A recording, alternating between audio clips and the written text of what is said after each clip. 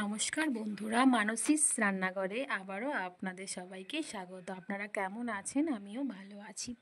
আজকে রেসিপি নিয়ে এসেছি। আজকে একটা সাধারণ রেসিপি নিয়ে এসেছি, যেটা মানে সবসময় সবাই বানাতে পারবে। চায়ের সাথে হোক বা কখনো সকালবেলায় কোনো একটা টিফিন, হয়তো সবসময় রুটি পরোটা খাবার ইচ্ছে নেই, তো একটু মুড়ির সাথে এটা ভালো লাগবে, বা এমনি চায়ের সাথে স্ন্যাক্সটা খুব ভালো লাগবে। তো আজকে আমি এখানে এনেছি কুমড়ো ফুলের বড়া।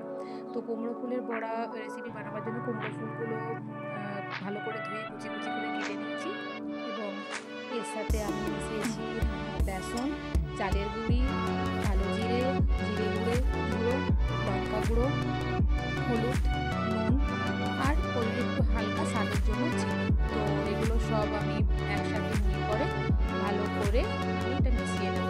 তো জল দিয়ে মেশানোর পর মনে হচ্ছে জলটা একটু বেশি পড়ে গেছে, কারণ বেসনটা এতটাই ভালো স্মুথ যে একটুতেই মনে হচ্ছে যেন মিশে গেল। তো তার জন্য আরও আমি দু থেকে তিন চামচের মতন আমি আরও বেসন অ্যাড করেছি। এর মধ্যে চালের গুঁড়ো দেওয়া আছে মুচমুচে হবার জন্য, এবং এগুলো সব ভালো করে আবার মিশিয়ে নিলাম। এই দেখুন আমার ব্যাটারটা রেডি হয়ে গেছে। এর মধ্যে লঙ্কা কুচিও দেওয়া আছে, যতটা পরিমাণ ঝাল পছন্দ খাবেন সেরকম দেবেন। তো আমি এখানে 2 থেকে 3টে দিয়েছি। তো আমার এটা রেডি হয়ে গেছে। এবার কড়াই চাপিয়ে দিলাম গ্যাসে, আর সাদা তেল দিয়ে আমি ভাজবো এটাকে। তো সাদা তেল গরম হতে দেবো। প্রথমে কড়াইটা গরম হতে দিলাম, কড়াইটা ভালো করে গরম হওয়ার পর আবার সাদা তেল দিয়ে দিলাম।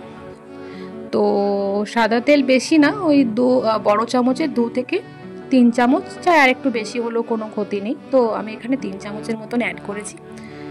তো এটা গরম হতে দিয়ে দিলাম।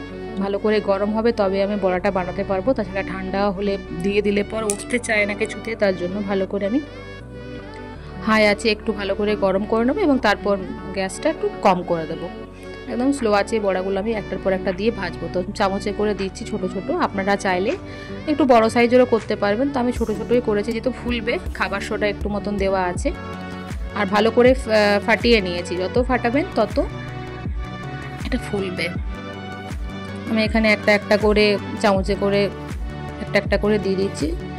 যতটা ছাড়া ছাড়া দেওয়া যাবে ততই ভালো, কেন কি যত বেশি দেওয়া হবে তত গায়ে গায়ে চিটে যাবে। তো এখানে আমি ওই 5টার মতন করে দেব, 5-6টার মতন হয়ে যাবে দেওয়া। তারপর আমি ভালো করে ওটা ওই পিঠটা ভালো করে ভাজা হয়ে গেলে আবার আমি ওই পিঠটাতে উল্টে দেবো, ওটাও সেমভাবে ভেজে নিয়ে ভাজবো।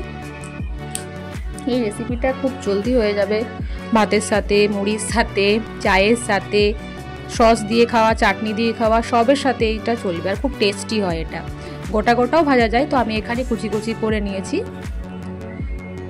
আমার এই রেসিপিটা আপনারা বাড়িতে বানিয়ে অবশ্যই খেতে পারেন। সবার বাড়িতেই কম বেশি হয়ে থাকে, এটা সবারই খুব প্রিয়। তো তাও এই প্রসেসে একবার বানিয়ে দেখবেন, চায়ের সাথে খুব ভালো লাগবে খেতে।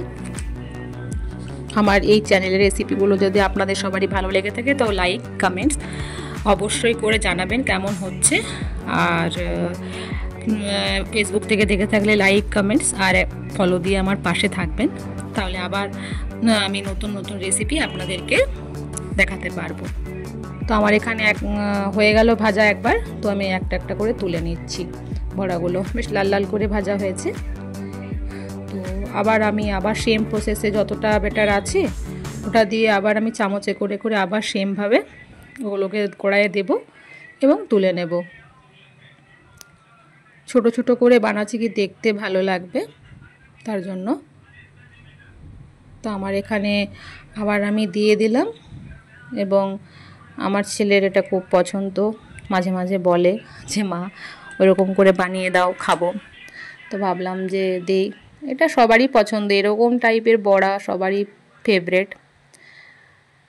তো এটা দিয়ে আপনারা কারিও বানাতে পারবেন। আমি একদিন আরেকটা আমি এই রেসিপিটা নিয়ে আসব, যে এটা দিয়ে আমি এটার কারিও বানাবো কী করে। তো আরেকদিন আমি রেসিপিটা দেখাবো আপনাদেরকে বানিয়ে।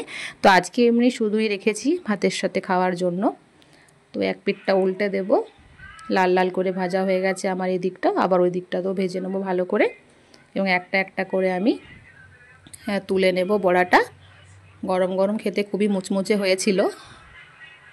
ছেলে এসে বারবার বলছে দাও দাও, তো আমি তার জন্য বললাম যে দাঁড়া হোক তারপর দেবো, তো অস্থির হয়ে গেছিলো, ওই জন্য এক একটা করে তুলে নিলাম।